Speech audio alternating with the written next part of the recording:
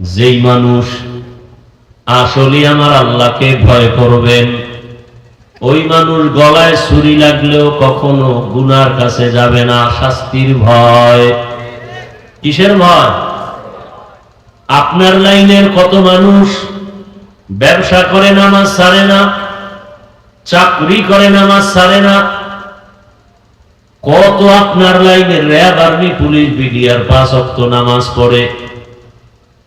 Doctor, professor, engineer ডাক্তারি করে, রোগী দেখে, আজান হলে নামাজে দাঁড়ায় যায়। একটু নিজের বিবেক দিয়া ভাবেন, আপনি কেন পারেন না? আপনি বোধহয় আরো 50 বছর বাঁচবেন, তারপরে আপনি আমল করবেন। রমজানের সময় দেখেন নাই, ঈদের বাজার নিয়ে রওনা, কুমিল্লায় ট্রাকের সাথে ধাক্কা লেগে জায়গায় শেষ হয়ে গেল। ঈদের জামা কাপড় পরে আছে, কোথায় আনন্দ, সবার চোখে পানি, কান্নার আওয়াজ। বিদায় নেওয়ারও সময় হয় নাই, বাস পানির মধ্যে ডুবে গেল। ছোট একটা বাচ্চা সাঁতার কেটে এসে উপর ওইটা কান্না করে, আমার আম্মু পানির মধ্যে বাসে আটকানো, একটু বাঁচাও, আমি আম্মু না পাইলে কাকে নিয়ে বাঁচবো। চোখের সামনে ওই যে হজে গেছে, ওমরায়, স্ত্রী সন্তান সব নিয়া ওমরা পালন করিয়া বন্ধুর বাড়ি গেছে বেড়াইবার জন্য সৌদি আরবে। হঠাৎ অ্যাক্সিডেন্ট হয়ে জায়গায় সব মারা। ছোট একটা মেয়ে বেঁচে আছে, মেয়েটাও ইনজুরি হয়ে গেছে। কোন রকম সাময়িক চিকিৎসা দিয়া দেশে নিয়ে আসছে, আর বলছে তোমার আব্বু আম্মুর চিকিৎসা চলে, সৌদি আরবে সুস্থ হলে আসবে। কিন্তু প্রসেসিং চলতেছিল, লাশটা কেমনে আনবে, কিন্তু পারে নাই। অনেক টাকা লাগবে, প্রসেসিং সমস্যা। শেষ পর্যন্ত মেয়েটার হাতে খেলনা দিয়া রাখছে কতদিন। শেষবারে যখন বলা হলো তোমার আব্বু বেঁচে নাই, তোমার আম্মু বেঁচে নাই, আরবের মধ্যে দাফন হয়েছে, মিডিয়ায় দেখা গেল ওই বাচ্চাটা হাউমাউ করে কান্না করছে, আমি কাকে আব্বু বলে ডাকবো, আম্মু বলে ডাকবো? কে আমাকে মায়ের আদর দিবে, বাবার আদর দিবে? এভাবেই তো একদিন চলে যেতে হবে, বাঁচার কোনো উপায় নাই। কিন্তু গরু মরে, কুকুর মরে, আমি মরবো, আমি তো মানুষ, আমার মরণটা তো কুকুরের মতো হওয়া এটা উচিত না। আমার মরণটা যেন এমন হয় যে দুনিয়ার সবাই দুঃখ করে দোয়া করবে, ভালো মানুষ হারিয়ে ফেললাম। সেই ভালো আদর্শ কি করলাম? না নিজের আদর্শ ভালো, না ছেলের আদর্শ ভালো, না মেয়ের আদর্শ ভালো, না স্ত্রীর আদর্শ ভালো। আমারও মানুষ খারাপ বলে, আমার ছেলেটার আদর্শ খারাপ, মানুষ খারাপ বলে। কি কামাই করলেন? টাকায় মানুষকে সম্মান দেয় না। টাকায় যদি সম্মান দিত, টাকাওয়ালারা পালাইয়া বাড়ি ছেড়ে যেতে হতো না, বরং সম্মান দেয়ার মালিক আমার আল্লাহ। এলাকার গরিবও যদি হয়, কিন্তু সততার উপরে চলে, ধনীরাও তাকে ভয় পায়। সততা এমন একটা পুঁজির নাম, সব মানুষকে মানুষ ভয় পায়। যারা মিথ্যা বলে না, এদেরকে মিথ্যাবাদীরা ভয় পায়। ভাইরা আমার, আল্লাহর ভয়টা যদি আমার মধ্যেও না থাকে, তখন আমার চলাফেরার কোনো ব্যালেন্স থাকবে না। একটা ছাত্রের অন্তরে যদি আল্লাহর ভয় না থাকে, ওস্তাদের সাথে বেয়াদবি করতে চিন্তা করবে না, ঠিক নেই? অনেক জায়গায় দেখা যায় মিডিয়ায়, ওস্তাদ শিক্ষকের সাথে বেয়াদবি হয় না, হয় না? আগে দেখতাম স্কুল কলেজের ছেলেরা মেয়েরা শিক্ষকের বিরুদ্ধে আন্দোলন করে, এখন আমগো হুজুরগো মধ্যেও ঢুকে গেছে না, কথা বলে না। মাদ্রাসার মধ্যে আন্দোলন মিছিল দেয়, হুজুরের কাছে পড়বো না, এই হুজুরকে মাদ্রাসা থেকে বের করো। এদের মতো বেয়াদব কি দুনিয়াতে আর হতে পারে? এরা দুনিয়াতে মরার আগেই ধ্বংস হয়ে যাবে, কোনো সন্দেহ। তবে দোয়া করি আল্লাহ হেদায়েত দান করেন। আরো আস্তে করে বলেন, জীবনের অমূল্য সম্পদের নাম আদব। লিকুল্লি শাইইন জিনাতুন ফিল ওয়ারা ওয়া জিনাতুল মারই তামামুল আদাবি আজ খুদা কা হিমে তৌফিক আদব বেআদব মাহরুমে গাছ আজ ফজলে রাও। আদবওয়ালা জিন্দেগির বড় দাম। শুধু হুজুরের সামনে নামাজের সুরাতে বসার নাম আদব না। যেই জিনিসটা যেই জায়গায় রাখা উচিত ওই জায়গায় রাখার নাম আদব। যেখানে যেইভাবে কথা বলা উচিত ওইভাবে কথা বলার নাম আদব। কোনো দাম নেই। টাকা পয়সা বাড়ি গাড়ি যদি নাও থাকে, আল্লাহ যদি সুস্থতার নিয়ামত দান করেন, এর থেকে সুখের জীবন আর হতে পারে না। আল্লাহ আমাদের সুস্থতাকে দায়েমান কবুল করেন। আমাদের মাঝের থেকে যারা এখনো বিদায় নিয়ে কবরস্থ হয়ে আছেন, আল্লাহ জান্নাত দান করেন। বিশেষ করে রমজানুল মুবারকের ঈদ উল ফিতরের আগে পরে যারা অসুস্থ এবং বিভিন্ন দুর্ঘটনায় জীবনকে বিলিয়ে দিল, আল্লাহ তাদেরকে শহীদি মর্যাদায় জান্নাত দান করেন। অসুস্থ যারা আমাদের মাঝে এখনো আছে, আল্লাহ তাদেরকে সুস্থ করে দেন। চলার পথে আল্লাহ আমাদেরকে কুদরতের দ্বারা হেফাজতের ব্যবস্থা করেন। ওলামায়ে কেরাম দীর্ঘ সময় আলোচনা করেছেন, আপনারা ধৈর্যের সাথে শুনছেন। আল্লাহ ওলামায়ে কেরামদের কথাগুলো সহি তরিকায় আমল করার তৌফিক দান করেন। ওলামায়ে কেরামের ইজ্জতকে আল্লাহ বেশি বেশি বাড়ায় দেন। যারা ওলামায়ে কেরামের ইজ্জত নষ্ট করার চক্রান্ত করে, আল্লাহ তাদের হেদায়েত দান করেন। দরুদ ও সালাম সৈয়দুল মুরসালিন রহমাতুল লিল আলামিন শফিউল মুজনিবিন খাতামুন নবিয়্যিন হযরত মুহাম্মদুর রাসূলুল্লাহ সাল্লাল্লাহু আলাইহি ওয়া আলিহি ওয়াসাল্লামের উপর। আমি সংক্ষেপ দু চারটি কথা বলার নিয়তে কোরআনে হাকিমের সূরা আলে ইমরানের এক আয়াতে কারিমা, নবীজির একটি হাদিস পড়েছি। ইখলাস ও রুহানিয়াতের সমন্বয়, সহি নিয়তে সহি তরিকায় সহি কিছু কথা আমাকে বলার মতো, আপনাদেরকে শুনবার মতো দয়াময় আল্লাহ তৌফিক দান করেন। ইয়া আইয়ুহাল্লাযীনা আমানুত্তাকুল্লাহা হাক্কা তুকাতিহ। আল্লাহ বলেন, হে মুমিন, নারী পুরুষ, ধনী গরিব, শিক্ষিত অশিক্ষিত, তোমরা আল্লাহকে ভয় করো, ভয় করার মতো হক আদায় করো। ওয়ালা তামুতুন্না ইল্লা ওয়া আনতুম মুসলিমুন, এবং কেউ তোমরা মুসলমান না হয়ে মৃত্যুবরণ করিও না। নবীজি বলেন, ইত্তাকিল মাহারিম তাকুন আ'বাদান নাস। আল্লাহর নিষিদ্ধ জিনিস, অপছন্দনীয় জিনিস থেকে নিজেকে ফিরায় রাখো, বাঁচায় রাখো, তো আল্লাহ পাক মানুষের মাঝে তোমার মর্যাদাকে বৃদ্ধি করে দিবেন। আয়াত ও হাদিসের তর্জমা শেষ। আল্লাহ আয়াতের মধ্যে মুমিনদেরকে দুটো কর্মসূচি দিয়েছেন, যেই কর্মসূচি দুটো পালন করলে সে বিনা হিসাবে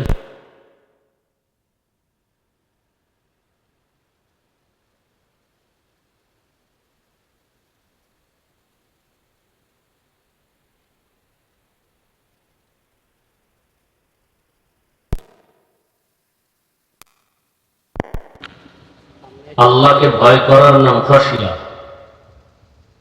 আল্লাহকে ভয় করার নাম খৌফ। জোহর আসর মাগরিব এশা পরে নাই, কেউ সুদের টাকায় ব্যবসা করে, কেউ নাই যার হারাম টাকা ছাড়া সকাল হয় না, ঘুম হয় না। অথচ পৃথিবীতে নিকৃষ্ট মানুষ ওই ব্যক্তি যে সুদের সাথে জড়িত। কেমন নিকৃষ্ট, তার গর্ভধারিণী মায়ের সাথে 24 ঘন্টা জেনা করে। তাহলে আপন মায়ের সাথে জেনা করা কত মারাত্মক। এমতো অবস্থায় সে যদি নামাজ পড়ে কবুল হবে না, রোজা রাখে কবুল হবে না, হজ করে কবুল হবে না, তেলাওয়াত করে কবুল হবে না, দান করলে সওয়াব হবে না, মাদ্রাসা বানাইলে সওয়াব নেই, মসজিদ বানাইলে সওয়াব নেই, তওবা না করে মরে গেলে চিরস্থায়ী জাহান্নাম। কতটা পাপিষ্ঠ! আমাদের সমাজে এরকম মানুষও যদি বলেন, ভাই আপনি কি আল্লাহকে ভয় করেন, বলবে হ্যাঁ হুজুরদের থেকে বেশি ভয় করি। আসলে ভয় কি জিনিস আমরা বুঝি না। বয়ান আপনারা কিন্তু সবাই জানেন, বুঝের অভাবেই সব এলোমেলো। মিথ্যা বলা কি জানেন, অথচ মিথ্যা বলতেছেন কেন? বুঝের মাঝখানে ঝামেলা। আমার বুঝ আর আপনার বুঝে অনেক ব্যবধান। এখানে আমরা যারা বসে আছি, দাঁড়ানো আছি, সবাই মুসলমান কিনা কি একটু চিন্তা করে নেন। সন্দেহ থাকলে একটু ভাবিয়া বলেন মুসলমান কিনা। চিন্তা করা থাকলে 1 মিনিট চিন্তা করে বলেন যে হ্যাঁ আমার একটু সন্দেহ আছে, আমি মুসলমান কিনা। সন্দেহ যাদের নাই তারা বলেন আপনারা মুসলমান। হ্যাঁ, যাদের সন্দেহ আছে তারা চুপ থাকেন। আচ্ছা, আমিও মুসলমান, আপনারাও। আপনাদের আল্লাহ আর আমার আল্লাহ দুইজন। খুব ভেবেচিন্তে বলেন, তাল মিলেন। আমার আল্লাহ আপনাদের আল্লাহ, নবী, কোরআন, হাদিস, কাবা, ধর্ম, কালেমা, দুনিয়াতে আসছি সিস্টেম, বিদায়বেলা যাওয়ার সিস্টেমও, কাফনের কাফন কয়টা? 3টা, মহিলাদের 5টা, কালার আলাদা হবে। আমাদের হুজুরদের কাফনের কালার হবে একরকম, আপনাদেরটা আর এক রকম। হ্যাঁ, কি কালার হবে? কবরের সাইজ একটু আলাদা, তাও এক। কবরে রাখার পরে প্রশ্ন সব এক। তালে বলছেন না হুশে বলছেন? আল্লাহ এক, নবী এক, কোরআন এক, কাবা এক, ধর্ম এক, কালেমা এক। দুনিয়াতে আসছি এক, যাবো এক, কাফন এক, কালার এক, কবরের সাইজও এক, প্রশ্নও কি? পোশাক কেন আলাদা বলেন? হয়তো সবাই প্যান্ট শার্ট টাই পরি। আর যদি বলেন না মদিনার পোশাক এটা না, তাহলে যেটা সেটা পরি। বলবেন চাকরির ক্ষেত্রে তো প্যান্ট শার্ট টাই লাগে, মেনে নিলাম। চাকরির ক্ষেত্রে পড়েন, মসজিদে কিসের চাকরি? আল্লাহর ঘরে, সেখানে নবীর পোশাক নাই কেন? আল্লাহর ঘরে গেছেন, সেখানে নবীজির পোশাক পরেন না কেন? দেখেন আজকে আপনার আমার আল্লাহ এক, নবী এক, কোরআন হাদিস সব এক, কাবা এক, ধর্ম এক, কালেমা এক, অথচ আপনাদেরকে আলাদা বয়ান দিতে হইতেছে। বয়ান করা দরকার হিন্দু, বৌদ্ধ, খ্রিস্টানদেরকে, যারা আল্লাহ চিনে না, কোরআন বুঝে না, হাদিস বুঝে না। অথচ আপনাদেরকে আলাদা টুপির বয়ান দিতে হইতেছে, আলাদা দাড়ির বয়ান, নামাজের বয়ান, পর্দার বয়ান। কারণ কি?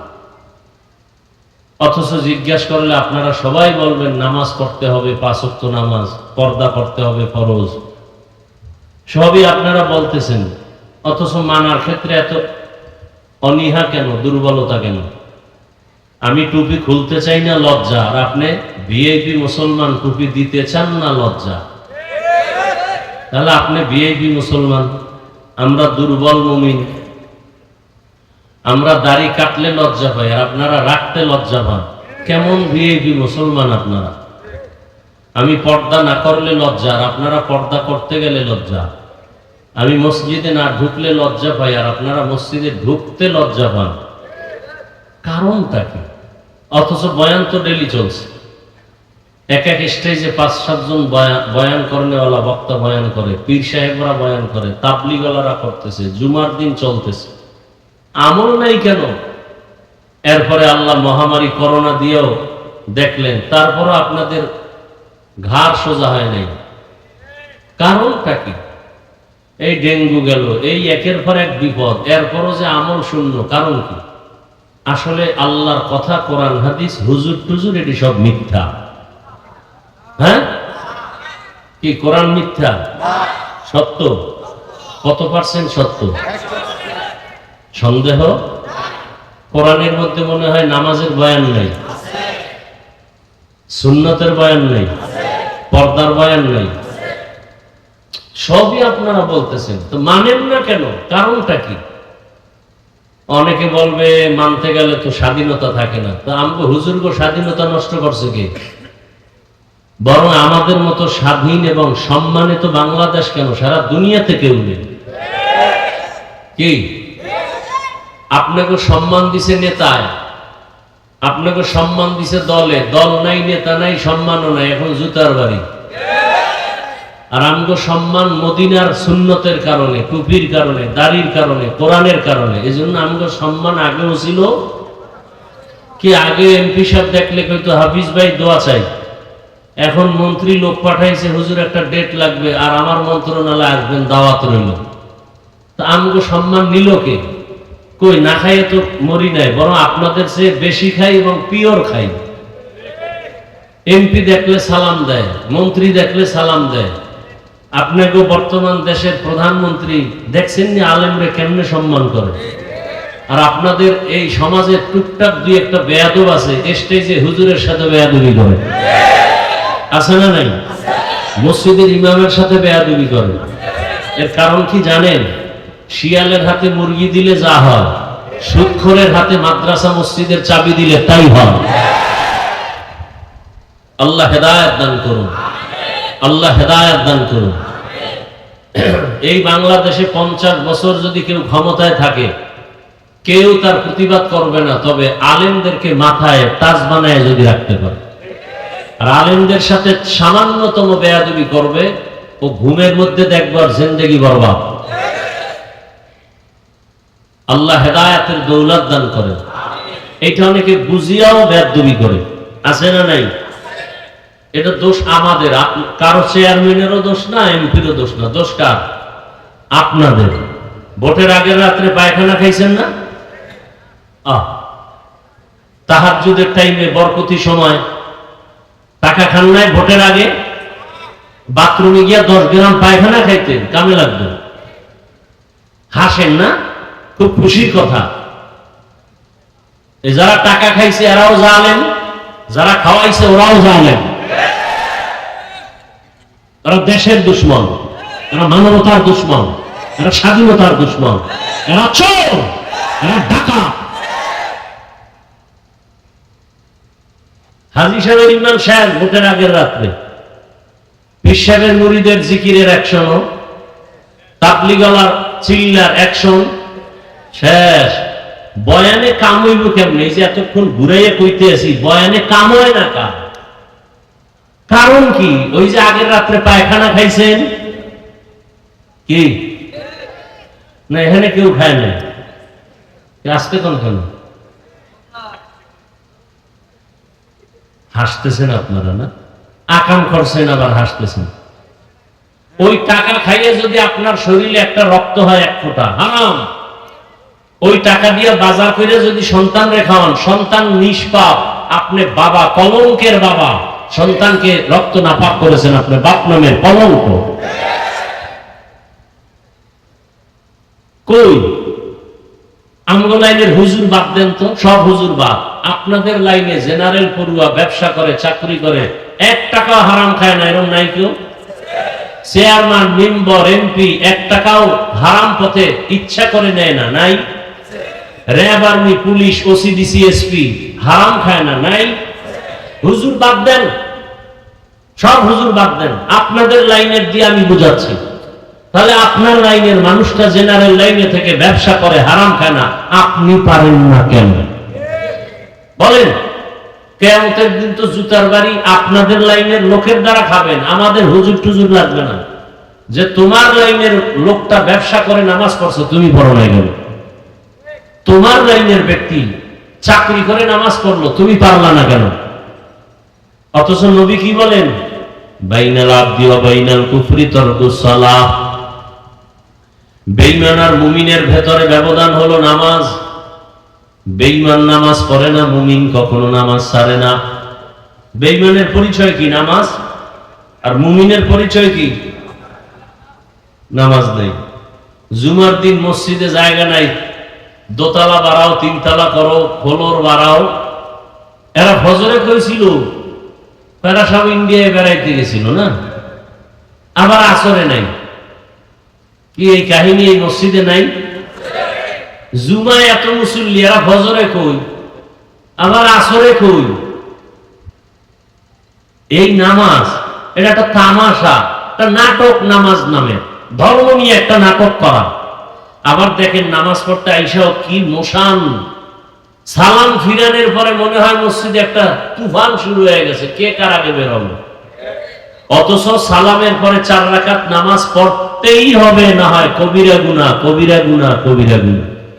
এমন সান কফাইল্লা কেন যে আসলেন নামাজ পড়তে, আবার কবিরা গুনাহ নিয়ে বাড়ি যাইতেছেন 4 রাকাত না পড়ে? কেমন সান কপাল চিন্তা করেন। আসলে আমি মাঝে মাঝে বলি, 5 ওয়াক্ত নামাজ যে পড়ে না তার অভিশাপ। এজন্য জুমায় গিয়েও ফুল নামাজ পড়ে না, সালাম ফিরাইলে দৌড়। 4 রাকাত না পড়ে কবিরা গুনাহ মাথায় নিয়ে বাসায় গেল। আমরা আপনাদেরকে এই কথাগুলো বলি দুশ্মনী এই জন্য, একমাত্র জাহান্নাম থেকে বাঁচাতে চাই। আমিও জান্নাতে যেতে চাই, আপনাদেরকেও জান্নাতে নেওয়ার পরামর্শ দিতে চাই, আর কিচ্ছু না। তবে আমার পরামর্শটা অন্যান্য আলোচকদের থেকে একটু আলাদা। আমি এখানে আপনাদেরকে যে বয়ান করব, একবারও আমি বলবো না আপনারা সব আমার মতো হুজুর হয়ে যান, স্কুল বাদ দিয়ে মাদ্রাসায় যান, একবারও বলবো না, ভয় নাই। বরং আমি পরামর্শ দেব, স্কুলে পড়েন, কলেজে পড়েন, চাকরি করেন, ব্যবসা করেন, ডাক্তার হন, ইঞ্জিনিয়ার হন, ওখানে থেকে জান্নাতের পথ রেডি করেন। সেটা কেমনে করবেন, সেই পরামর্শটাই হলো আমার বয়ানের মূল থিম, মূল উদ্দেশ্য। যে আপনি ডাক্তার হয়ে কিভাবে জান্নাতে যেতে পারবেন। তাসলিমা নাসরিনের সাথে মোলাকাত করলেই জান্নাত হয়ে যাবে ডাক্তার হয়ে। হ্যাঁ, ঢাকা কলেজের প্রফেসর আহমদ শরীফ, কেমন কপাল যে কবরও হয় নাই, এমন আল্লাহর লানত। এইরকম প্রফেসর চাই না, এরকম ডাক্তার চাই না। জাকির নায়েক সাহেবের মতো ডাক্তার চাই, আদর্শবান ইঞ্জিনিয়ার চাই। সেটা হতে হলে কি লাগবে, এই অল্প টাইমে কথাগুলোই বলবো, আর কিচ্ছু না। আমার দেশে আলেম ওলামা, পীর মাশায়েখ, মুফতি মুহাদ্দিস অভাব নাই। আমার দেশে আদর্শবান ডাক্তারের অভাব, ইঞ্জিনিয়ারের অভাব, প্রফেসরের অভাব, ওসি ডিসি এসপি। আর যদি আমার প্রত্যেকটা জেলা থানার ওসি ডিসি এসপি সব 5 ওয়াক্ত নামাজি হতো, তাহলে বাংলাদেশের ঘরে ঘরে, মাঠে ময়দানে দিনের বয়ান চলতো, কোনো অনুমতি লাগতো না। কি গান বাজাইলে মাইকের আওয়াজ এত জোরে দেওয়া হয়, ডেক সেট চলে না, যেন জমিন কাঁপতেছে। ওয়াজের মাইকের আওয়াজ একটু কমায় দাও, সাউন্ড কমাও, এখানে ফতোয়া কেন? হ্যাঁ, ওয়াজ মাহফিল চললে ছেলেদের পরীক্ষার ক্ষতি হবে, ক্রিকেট খেলা চললে ক্ষতি হয় না কেন? অথচ সোনার ছেলেরা তো খেলা চায়, ওয়াজে যায় না। কথা বলেন না কেন? সত্য কথাটা স্বীকার করেন, মানেন আর না মানেন। আল্লাহ সবাইকে সহি বুঝ দান করেন। তাহলে এত বয়ানের পরেও কেন আমাদের আমল শূন্য? একটা মেডিসিনের অভাব। কয়টা মেডিসিন? ওই মেডিসিনের নাম তাকওয়া, আল্লাহর ভয়। এখন সবাই বলবে আল্লাহকে ভয় করি, কিন্তু আসলে বাস্তব ভয় কি জিনিস এটা একটু বুঝেন। দেখবেন যেই সন্তান মা বাবাকে ভয় করে, এটা প্রমাণ কি? বলে মা বাবার সামনে সন্তান অন্যায় করে না। কেন? বলে শাস্তির ভয়। কথা ঠিক? আবার দেখবেন যেই ছাত্র শিক্ষকের ভয় করে, প্রমাণ শিক্ষকের সামনে অন্যায় করে না। কেন? শাস্তির ভয়। ঠিক তেমনি ভাবে যেই মানুষ আসলে আমার আল্লাহকে ভয় করবেন, ওই মানুষ গলায় ছুরি লাগলেও কখনো গুনার কাছে যাবে না। শাস্তির ভয়। কিসের ভয়? আপনার লাইনের কত মানুষ ব্যবসা করে নামাজ ছাড়ে না, চাকরি করে নামাজ ছাড়ে না। কত আপনার লাইনের র্যাব, আর্মি, পুলিশ, বিডিআর 5 ওয়াক্ত নামাজ পড়ে। ডাক্তার, প্রফেসর, ইঞ্জিনিয়ার ডাক্তারি করে, রোগী দেখে, আজান হলে নামাজে দাঁড়ায় যায়। একটু নিজের বিবেক দিয়া ভাবেন, আপনি কেন পারেন না? আপনি বোধহয় আরো 50 বছর বাঁচবেন, তারপরে আপনি আমল করবেন। রমজানের সময় দেখেন নাই, ঈদের বাজার নিয়ে রওনা, কুমিল্লায় ট্রাকের সাথে ধাক্কা লেগে জায়গায় শেষ হয়ে গেল। ঈদের জামা কাপড় পরে আছে, কোথায় আনন্দ, সবার চোখে পানি, কান্নার আওয়াজ, বিদায় নেওয়ারও সময় হয় নাই। বাস পানির মধ্যে ডুবে গেল, ছোট একটা বাচ্চা সাঁতার কেটে এসে উপর উঠে কান্না করে, আমার আম্মু পানির মধ্যে বাসে আটকানো, একটু বাঁচাও, আমি আম্মু না পাইলে কাকে নিয়ে বাঁচবো। চোখের সামনে ওই যে হজে গেছে ওমরায়, স্ত্রী সন্তান সব নিয়া ওমরা পালন করিয়া বন্ধুর বাড়ি গেছে বেড়াইবার জন্য সৌদি আরবে, হঠাৎ অ্যাক্সিডেন্ট হয়ে জায়গায় সব মারা, ছোট একটা মেয়ে বেঁচে আছে, মেয়েটাও ইনজুরি হয়ে গেছে, কোন রকম সাময়িক চিকিৎসা দিয়া দেশে নিয়ে আসছে, আর বলছে তোমার আব্বু আম্মুর চিকিৎসা চলে, সৌদি আরবে সুস্থ হলে আসবে। কিন্তু প্রসেসিং চলতেছিল, লাশটা কেমনে আনবে, কিন্তু পারে নাই, অনেক টাকা লাগবে, প্রসেসিং সমস্যা।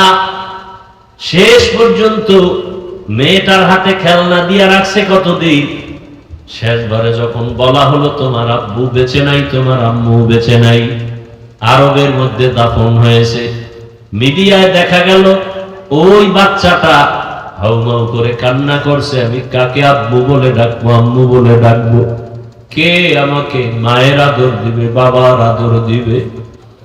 এভাবেই তো একদিন চলে যেতে হবে, বাঁচার কোনো উপায় নাই। কিন্তু গরু মরে, কুকুর মরে, আমি মরবো, আমি তো মানুষ, আমার মরণটা তো কুকুরের মতো হওয়া এটা উচিত না। আমার মরণটা যেন এমন হয় যে দুনিয়ার সবাই দুঃখ করে দোয়া করবে, ভালো মানুষ হারিয়ে ফেললাম। সেই ভালো আদর্শ কি করলাম?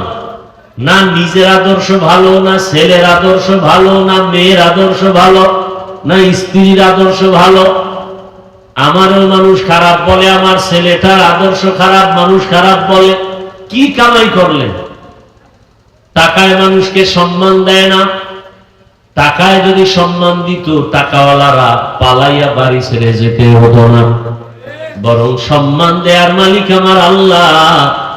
এলাকার গরিবও যদি হয় কিন্তু সততার উপরে চলে, ধনীরাও তাকে ভয় পায়।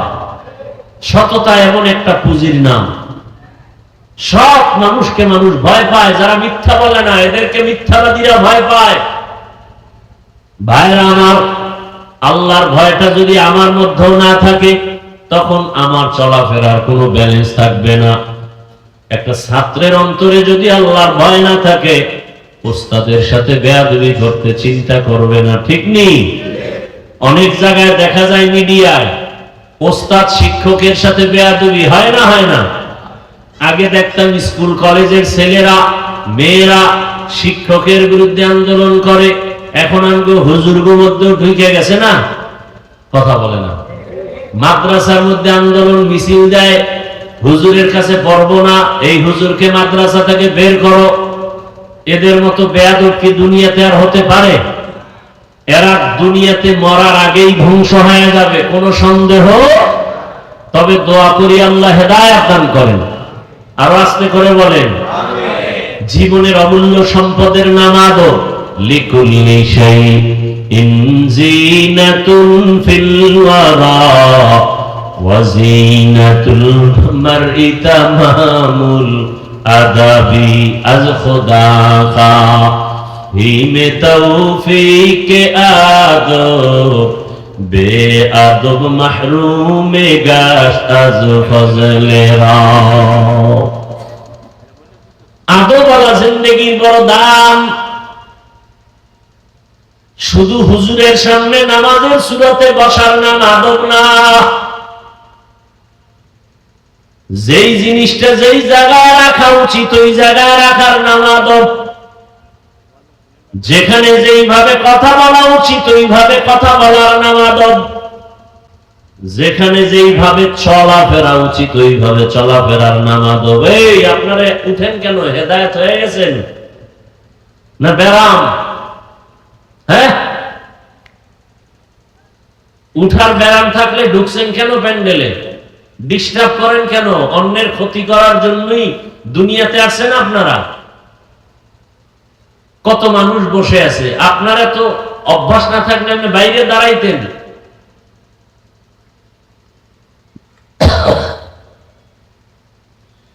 আল্লাহ তাআলা বলেন আমাকে ভয় করো।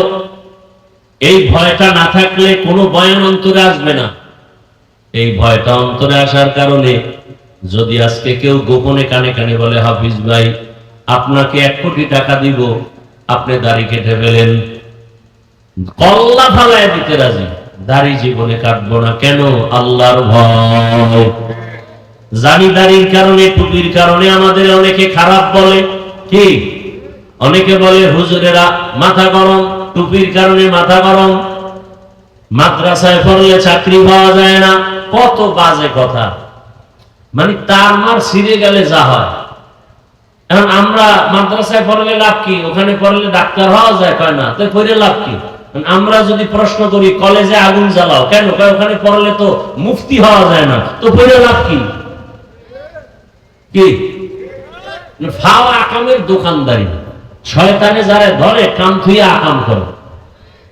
কত লক্ষ যুবক চাকরি হয় না, সার্টিফিকেট নিয়ে কামতেছে, এগুলিয়া চিন্তা নাই। আমাকে হুজুর দুনিয়া কিছু অ্যালার্জি আছে কিছু মানুষের, মানে দেখতে নারী চলন বাঁকা। তো আমরা হুজুরের একটি চাকরির জন্য কান্দি। আমাকে করোনায় আমরা মরি নাই, এখনো মরি নাই, মাদ্রাসাও বন্ধ হয় নাই, না খাইয়াও মরি নাই। আমাকে 5 টাকা, এতেই 5 লাখ টাকার বরকত। কি সরকারি যারা চাকরি করে, বেসরকারি চাকরি করে, ডিউটি কয় ঘন্টা বলেন? বেতন কত? নিম্নে নিম্নে বেতন কত? 20,000। কত? 20,000 বেতন, ডিউটি মাত্র 8 ঘন্টা। এরপরে বাম হাতে আরো কত মুক্তা পায়, টেবিলের নিচে হাত দিলেই মুক্তা, পাইলেই রাতারাতি আঙ্গুল ফুলে কলা গাছ। কথা বল না? আচ্ছা এবার বলেন তো, আপনাদের এলাকায় মসজিদ আসেনি? মসজিদের ইমাম সাহেবদের ডিউটি কয় ঘন্টা?